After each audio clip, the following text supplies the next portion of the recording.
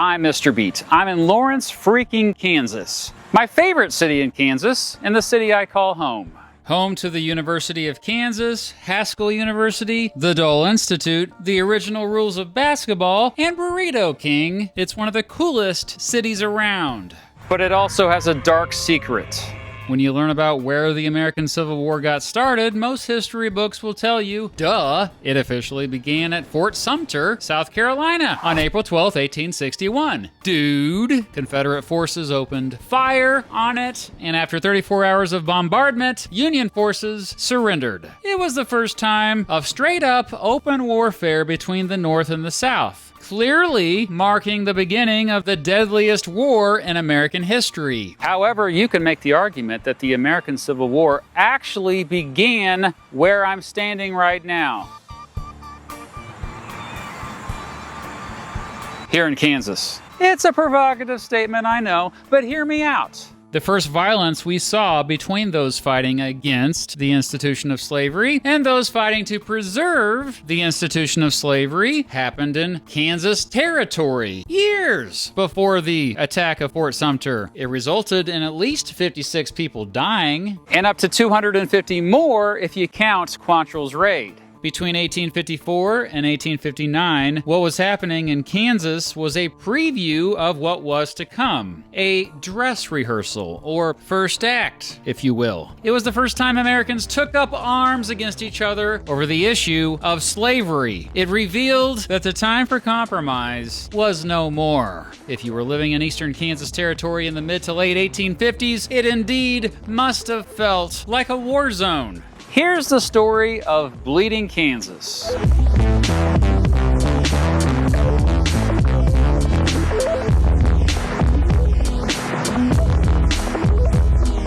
So first of all, we got somebody from Missouri here who has crossed the border. Border ruffian. Okay, you want to introduce yourself? I'm Quentin Corpuel, and as of this recording, I will be a rising senior at the University of Missouri.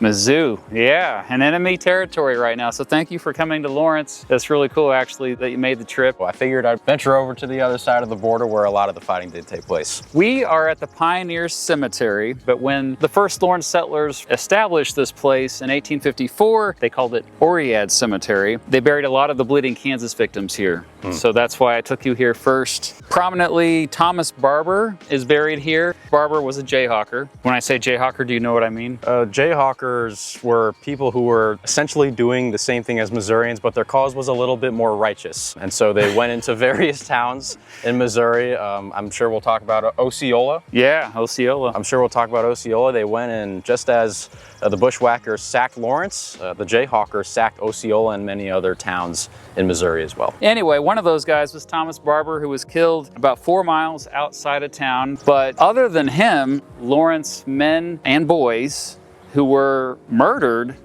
here exactly 162 years ago today, Quantrill's raid. 70 of those 250 males killed in Lawrence were buried here. My name's Andrew Stockman. I'm the curator of exhibitions here at the Watkins Museum in Lawrence, Kansas. You went to the University of Kansas as well, but you're from Missouri. I know.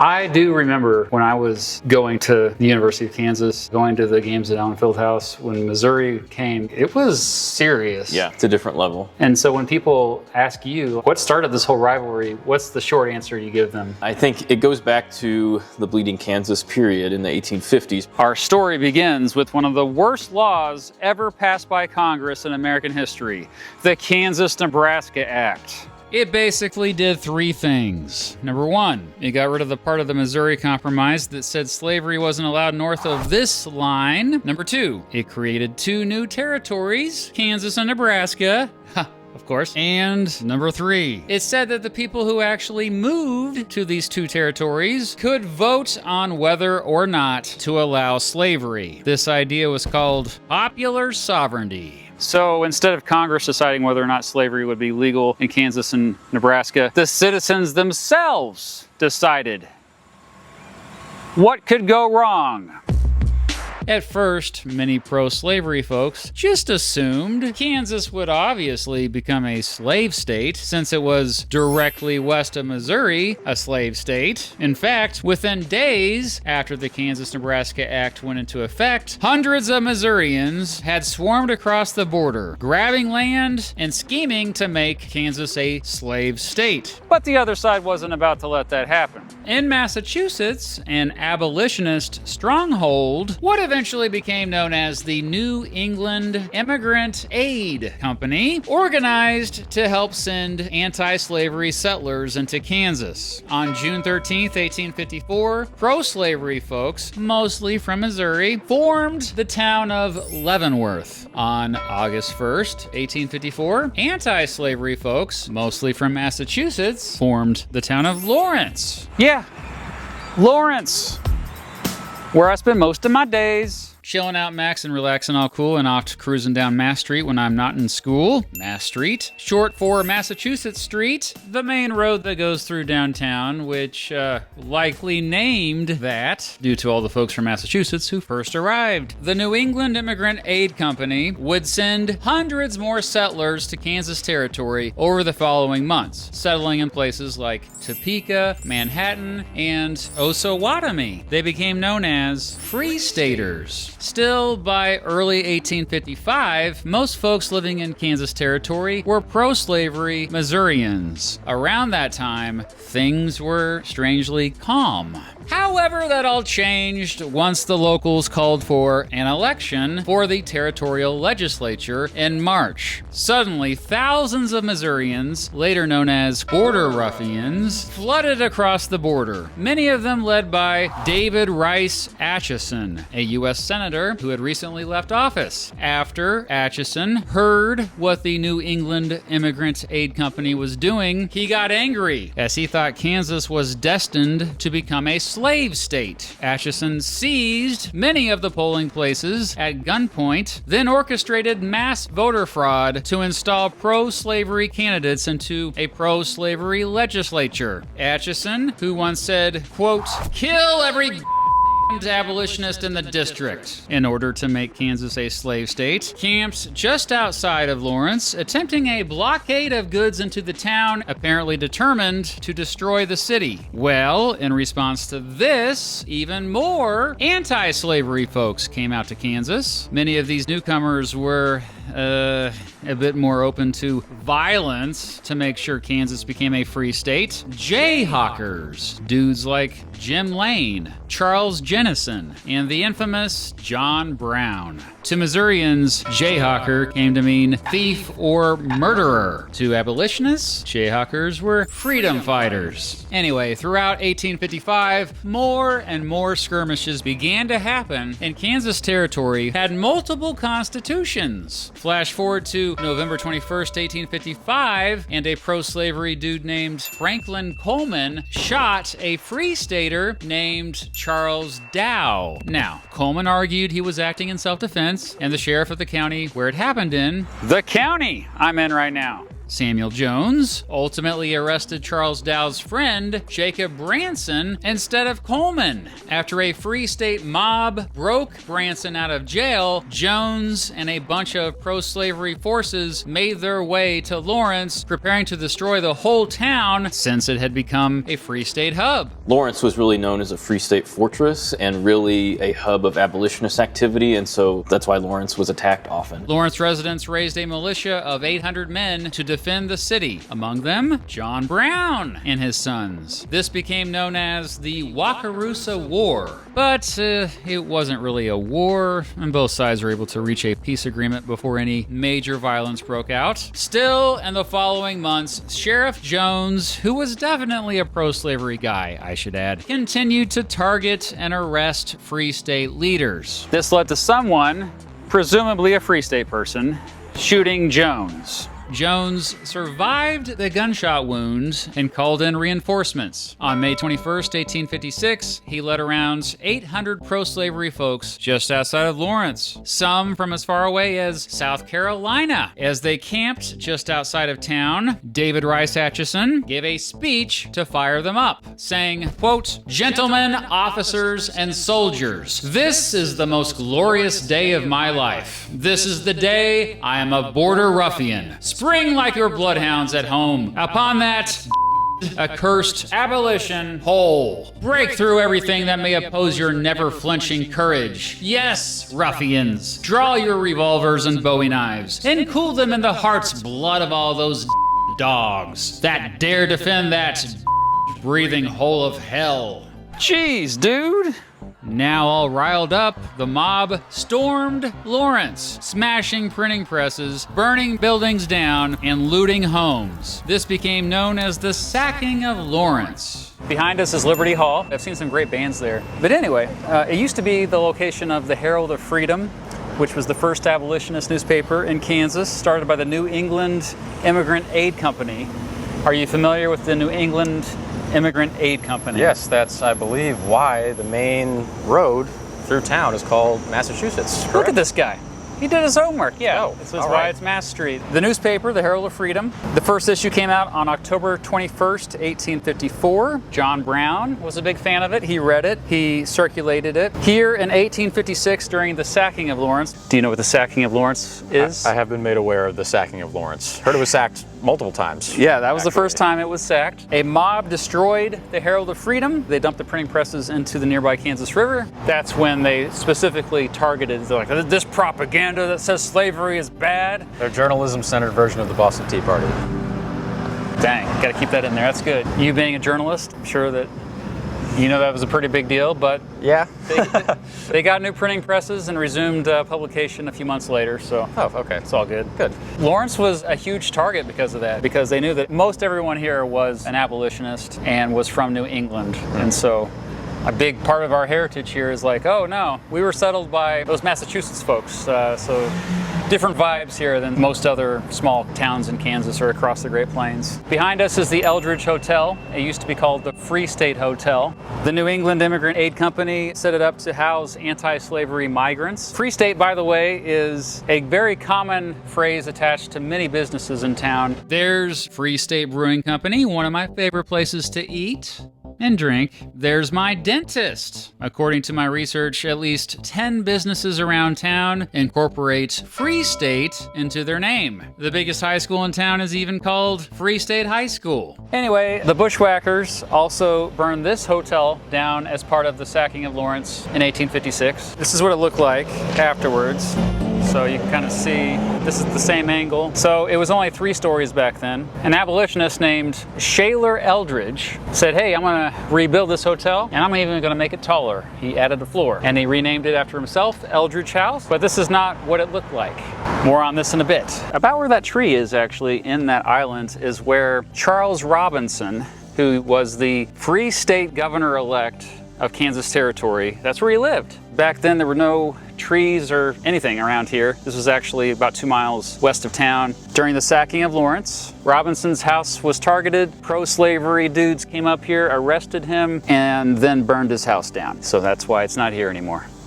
In retaliation for the sacking of Lawrence, John Brown, his sons, and a few other abolitionists murdered 5 allegedly pro-slavery settlers camped near Pottawatomie Creek in Franklin County. This became known as the Pottawatomie Massacre. Brown went into hiding, but Captain Henry Pate captured and arrested 2 of his sons. On June 2nd, Brown caught up to Pate and a group of Missourians he was leading near what is today Baldwin City along the Santa Fe Trail. After some fighting, Brown and his forces captured 22 of Pate's men and held them for ransom. Brown agreed to release them after Pate released his sons. This became known as the Battle of Blackjack. Yes, battles were happening already. Again, this is before the Civil War. After this, Brown and his sons went back into hiding, but continued to lead guerrilla attacks throughout the area. June 16th, 1856, the New York Tribune reports, quote, Kansas bleeding. On August 16th, in what became known as the Battle of Fort Titus, Jayhawkers attacked the fortress of the pro-slavery dude Henry Titus near Lecompton. They captured and imprisoned pro-slavery folks, taking them back to Lawrence. On August 30th, General John William Reed and between 250 and 400 pro-slavery dudes attacked the Free Stater town of Osawatomie. Despite being outnumbered more than 7 to 1, a small force led by John Brown put up a good fight trying to defend the town in what became known as the Battle of Osawatomie. However, Reed's men killed Brown's son Frederick II and ultimately took the town over, looting and burning it to the ground. Still, Brown emerged as a hero after that battle. Today there's a museum and a park there in his honor. A few months after the sacking of Lawrence, there was the lesser-known Siege of Lawrence. Reed had now gathered an army of around 2,700 pro-slavery dudes about 4 miles southeast of Lawrence. In response, John Brown and his surviving sons got a bunch of guns and came back to Lawrence. We're at Free State Brewery, which, great food, great adult beverages, but also 25 feet from this very spot where we're standing right now, out in the street there. On September 14th, 1856, John Brown stood on a box and gave a speech to some 300 armed men saying, "Gentlemen, it is said that there are 2,500 Missourians down at Franklin, and that they will be here in 2 hours. You can see for yourselves the smoke they are making by setting fire to the houses in that town. Now is probably the last opportunity you will have of seeing a fight, so that you had better do your best. If they should come up and attack us, don't yell and make a great noise, but remain perfectly silent and still. Wait until they get within 25 yards of you. Get a good object, be sure you see the hindsight of your gun, then fire. A great deal of powder and lead and very precious time is wasted by shooting too high. You had better aim at their legs than at their heads. In either case, be sure of the hindsights of your guns. It is from neglect of this that I myself have so many times escaped. For if all the bullets that have ever been aimed at me had hit, I should have been as full of holes as a riddle." That was a good speech. Yeah, this was during the Siege of Lawrence, and there had been a constant threat. Basically, many of the men just were kind of always on watch for an attack. John Brown, he was a fugitive, and so he had to be very careful about where he spent his time. He spent a lot of his time at his sister-in-law's house down in Osawatomie, but then after the Battle of Osawatomie, he couldn't stay there anymore, so he was kind of just always on the run. As it turns out, the siege didn't last long. U.S. Army troops showed up with full artillery to protect the town, leading to a standoff. Eventually, the pro-slavery dudes retreated as more and more federal troops came to Kansas territory. In 1857, the violence did dramatically decline. The last significant event of Bleeding Kansas, until the Civil War anyway, was the Marais des Cygnes Massacre. That was when Charles Hamilton, a pro-slavery dude from Georgia, crossed the border from Missouri and captured 11 unarmed Free Staters. He made them stand out in a field and shot them all, killing 5. After Kansas Territory banned slavery with the Wyandotte Constitution, Kansas entered the Union on January 29th, 1861, as a free state, baby. And the violence finally stopped. Well, until it spread across the entire country, but you know what I mean, huh? And during the Civil War, Jayhawkers would cross into Missouri to attack civilians there. And those in Missouri, fleeing Union control and loyal to the Confederacy, by this time known as bushwhackers, would cross into Kansas to do the same. On September 23rd, 1861, some Jayhawkers, led by the aforementioned Jim Lane, now a U.S. Senator representing the state of Kansas, stormed the town of Osceola, Missouri, freeing 200 slaves and killing 9 local citizens, then stealing a bunch of stuff and setting fire to the entire town. This was just one of several other raids led by Lane and other Jayhawkers into Missouri, I should point out. In retaliation to what became known as the sacking of Osceola and these other raids along the Kansas-Missouri border, a dude named William Quantrill organized a bunch of bushwhacker soldiers to plan an attack on, you guessed it, Lawrence. Lawrence was where many of the Jayhawker raiders came from, after all. Quantrill knew Lawrence well, as he used to live there for a brief time. Believe it or not, he'd earned money capturing runaway slaves, and as a school teacher? Dang teachers. By the Civil War, he had moved back to Missouri and came to hate Lawrence. He especially hated Jim Lane. The war provided Quantrill the opportunity to murder a bunch of dudes in Lawrence and probably not face any consequences. On August 21st, 1863, Quantrill led about 450 men to the outskirts of Lawrence just before the sun came up. We are at the Miller house. This is where the first victim of Quantrill's raid was. His name was Samuel Snyder, apparently milking a cow when one of Quantrill's men came up and shot him, immediately killing him. We're gonna knock on the door and meet the people that live in this house. Let's go knock on the door. We're not Amazon, we're not Quantrill. Hello. Hello. My name's Emily Hanks, and this is my partner, Les Lynch. And we are the new caretakers of the Miller home and farm. What we know is that on the morning of August 21st, 1863, there were about 300 to 400 men on horseback in this front yard.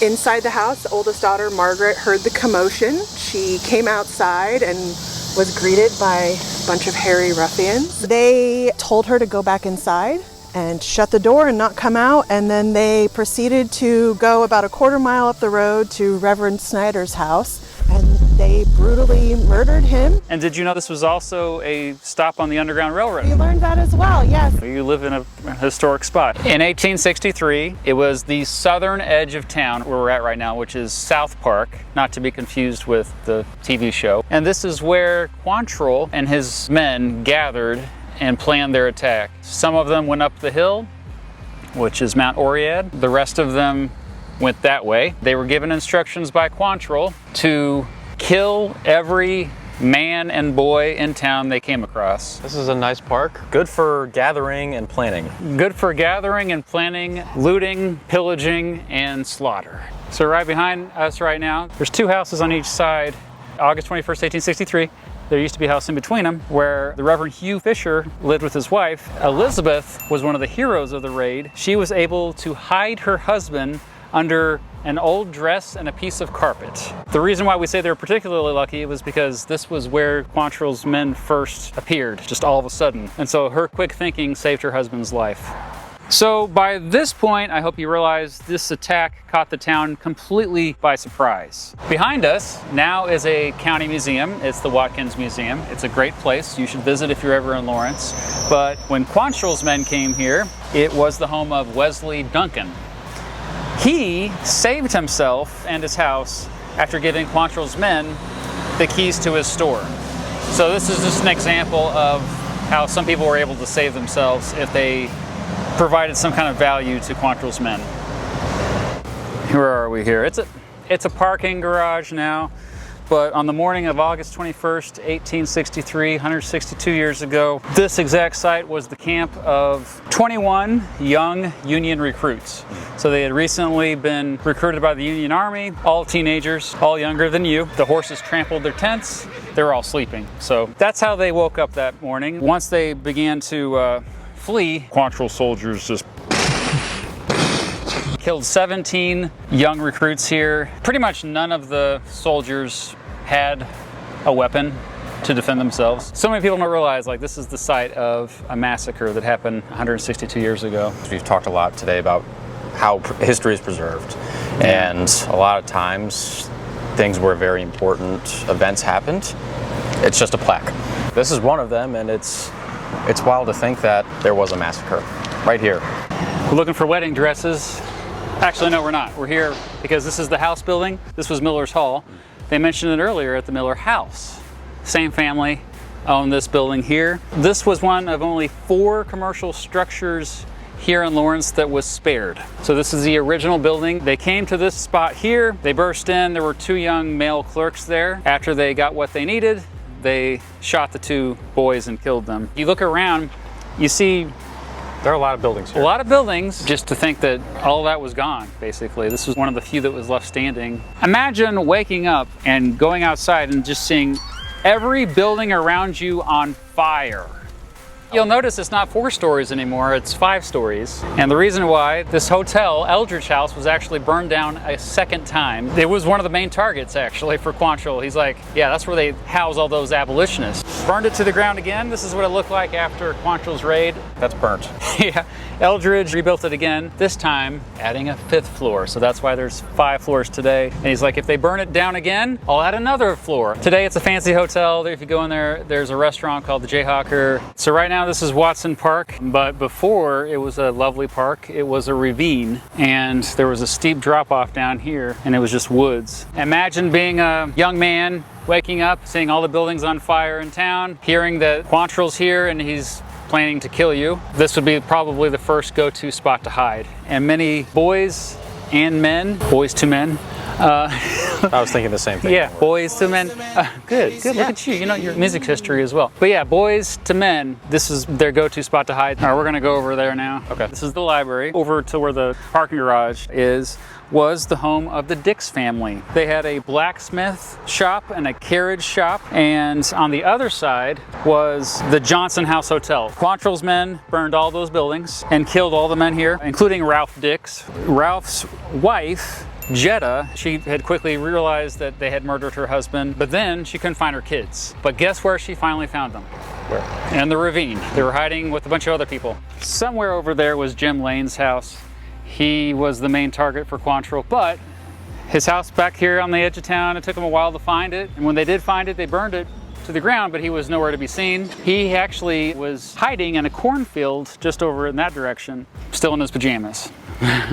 So this house, it's one of the few houses pre-1863 that's still standing in Lawrence. It was a boarding house at the time of Quantrill's raid. Emily Hoyt ran it. She hid her son in that ceiling area up there to save his life. But they also kept it open because I believe this is one of the places where a lot of the soldiers were eating food. According to Richard Cordley, a minister who survived the raid, some of these Confederate invaders forced women to prepare breakfast for them as they continued to destroy the city. They had to leave some of the buildings up still. Our final stop on the Mr. Beat Quantrill's raid tour here is the exact spot where 4 prominent Lawrenceans/Free Staters were executed. They didn't live here, but they were rounded up. This is a marker that lists their names. Dr. Jerome Griswold, a respected pharmacist. Josiah Trask, editor of the Kansas State Journal, which was known for their abolitionist views. Simeon Thorpe, a state senator, so an actual politician they rounded up here and executed. And Harlow Baker, a grocer. Quantrill knew that there were certain people that he wanted dead, and they were on that list, I guess. And that wraps it up. So, Mr. Border Ruffian, if you say Quantrill around these parts, people still get a little upset. They don't like to hear that. You don't hear of any kids born in Lawrence whose name is Quantrill, that's for sure. I appreciate you taking me on this tour. Very kind of you. And we had been talking a little bit about what it means to actually go to places where history happened. You can read all these books, watch all these videos, but until you actually go somewhere and see it for yourself, I don't think you can get a full grasp of what actually happened and how it felt, both at the time and how you feel when you're actually somewhere like here, where 4 people were brutally murdered. After 4 hours of destroying stuff, Quantrill led his troops out of town after hearing Union troops were on their way. They killed at least 200 people and destroyed the equivalent of more than $66 million in stuff in today's money. 250 children no longer had a dad. 1 out of every 4 buildings in town were completely destroyed. In response to Quantrill's raid, which many of the folks in Lawrence prefer to call the Lawrence Massacre, Union General Thomas Ewing Jr. issued the infamous General Order Number 11. It forced everyone living in 4 Missouri counties along the Kansas border to leave their homes within 15 days. Well, that was around 20,000 people forcibly removed with too little time to save most of their stuff. Even loyal families had to abandon their farms to live on military outposts. Union troops then completely destroyed the area, stealing stuff and killing livestock before burning farms to the ground. The 4 counties were burned so much they were nicknamed the Burnt District. It became a wasteland. And to this day, 162 years later, towns in these 4 counties aren't doing as well economically as in neighboring counties. As the Civil War ended, so did the Bleeding Kansas era, though its legacy continued, mostly through the rivalry of the athletic teams of the 2 biggest universities in each state, the University of Kansas and the University of Missouri. The first competition between KU and Mizzou was in 1891, and so that's about a generation removed from Quantrill's raid, but those impacts were still fresh. Like, people still remembered the Civil War, obviously. That played out on the football field. There's a bit that the comedian George Carlin does where he talks about the differences between baseball and football. The object of the game in football is for the quarterback, otherwise known as the field general, to be on target with his aerial assault, riddling the defense by hitting his receivers with deadly accuracy in spite of the blitz, even if he has to use the shotgun. With short bullet passes and long bombs, he marches his troops into enemy territory, balancing this aerial assault with a sustained ground attack which punches holes in the forward wall of the enemy's defensive line. In baseball, the object is to go home. I'm going home. And so that really kind of came to play, especially when you were playing the rival 200 miles or so down the road. The games were just so intense and so bitter, and you can really see that with the rivalry today too. Yeah, you had actual Civil War veterans in the stands, right? Mm-hmm. But at least they weren't trying to kill each other anymore, I think. In fact, even the mascots reflect the historical legacy of Bleeding Kansas. The Tigers were the name of the militia in Columbia, and the Jayhawkers come from the Free State Fighters here in Lawrence on the Kansas side. Yeah, like a lot of people see this goofy bird mascot. They're like, what? Jayhawker? They just came up with it. No, like these were real people and they were violent men. And yeah, tigers. Oh yeah, tigers are nice animals. No, this was a specific militia that was, that killed people. Anyway. There's kind of some dispute over the football records and really what schools have claimed which victories, especially going back to a 1960 game where KU is found to have used an ineligible player. And so Mizzou kind of led an effort to investigate the results of that game, which KU had won on the field, but then they were forced to forfeit the win. But KU still claims it as a win, and Mizzou claims that they won via forfeit. So even those actual like win-loss records are disputed by both schools. Dang. On our text panel here in the exhibit at the Watkins, we talk about Don Fambro, and he was a KU coach a couple different stints in the 70s, and he would really fire up the KU guys with tales of Quantrill's raid and what they did to Lawrence, and just really elevate and really even say some misconceptions or really kind of escalate the vitriol. Yeah, like even beyond what like Quantrill went to Mizzou. Right. You know he didn't. Over the years, the rivalry between KU and Mizzou has been one of the most intensely hateful rivalries in all of college sports. For real. All right, let's get you back to Missouri out of this free state. All right, thanks, partner.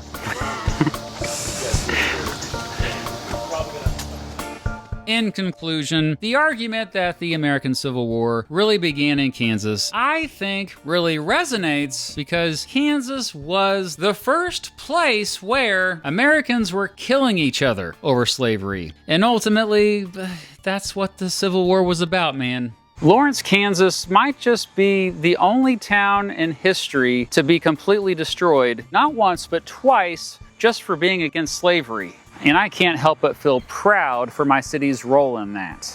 We were on the right side of history.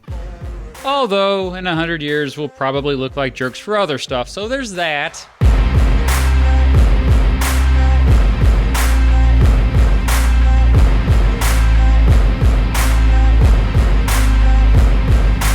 Thanks to Quentin for joining me here in Lawrence to collaborate for this video. It's also nice to collaborate with somebody from Missouri. Also, I'm releasing this video hopefully before the big border war rivalry game between Kansas and Missouri. It's the first time they have played each other in football since 2011. Heck yeah. And finally, now it's time for my monthly shout out to all my Patreon supporters who donate at least $15 or more each month to my channel. Starting with my biggest donors, thank you to Alicia Solberg, Andrew B., Anthony Beckett, Austin Ciros, Chris McKinnon, Chums McGuffey, Clayton Carlisle, Corey Ryman, Elias Pierce, Empty Machine, Jeremy Dunham, Jesus Carrillo, Joe Cook, Little Lufa, Mater Tenebraum, Nicholas Dronsky, Nick Everett, Pat Iapicca, Patrick Stewart, Raquel Jones, Sean Connett, Zach Anderson, Zachary Pascalar, Adam Christians, Aditya Anand, Andrew Snyder, Emily Glover Wilson, fame and fortune guaranteed in the state of Kentucky, Grant Gagaza, Jack L., Jacob Birnbaum, Josh, Michael Burt, Naderade, Nathan Hale, Ralph, Salty, Steve Bryan, TC, Thomas Oppenheim, Ty Marwitz, Victor McLean, and Zachary F. Parker. Thank you to all my Patreon supporters and channel members, and thank you for staying curious.